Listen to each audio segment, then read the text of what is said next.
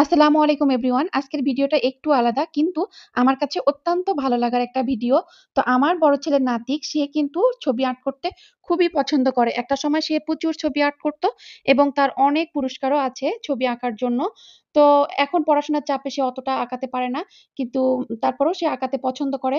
তাকে আমি শিশু একাডেমিতে ভর্তি করাইছি। তো সেখানে তাকে কিছু ছবি জমা দিতে হবে। সেজন্য সে এই ছবিগুলো আর্ট করেছে। তো তাকে উৎসাহ দেওয়ার জন্য আমি তার একটা ভিডিও করলাম। যদিও তার একাডেমিক পরীক্ষা চলছিল তারপরেও সে অনেক কষ্ট করে অল্প সময়ের মধ্যে এতগুলো ছবি কমপ্লিট করেছে। তো সে কি ছবি এঁকেছে সেটা তার কাছ থেকেই শোনেন। আশা করছি আপনাদের ভালো লাগবে। আসসালামু আলাইকুম এভরিওয়ান। তো আজ আমি আপনাদের কাছে কিছু ছবি শেয়ার করব।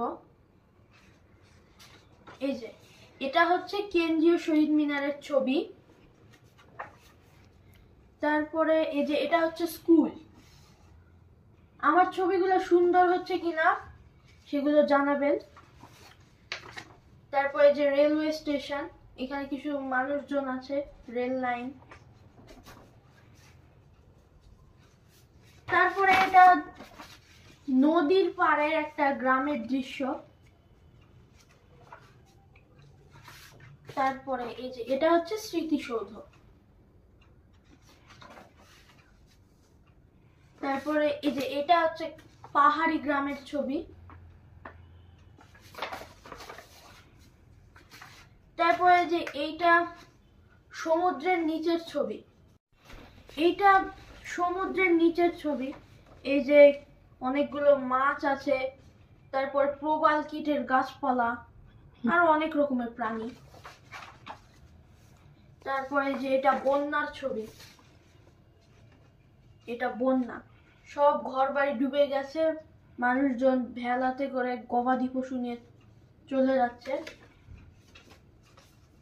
তারপরে যে এটা ফুলদানি।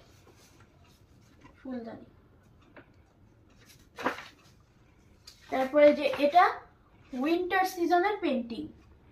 এটা উইন্টার সিজনের পেন্টিং।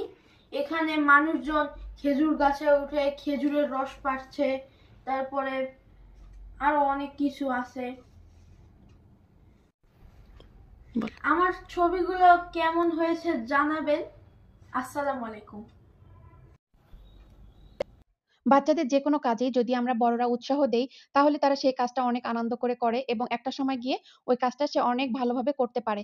তো তার একাডেমিক পরীক্ষা ছিল তারপরও সে অল্প সময়ের মধ্যে প্রায় ৩-৪ দিনের মধ্যেই এতগুলো ছবি আর্ট করছে এবং স্কুলের পড়াশোনা সেগুলাও তাকে করতে হয়েছে। তো এজন্য আমি অনেক খুশি আর তাকে উৎসাহ দেওয়ার জন্য আমি একটা ভিডিও করে রাখলাম।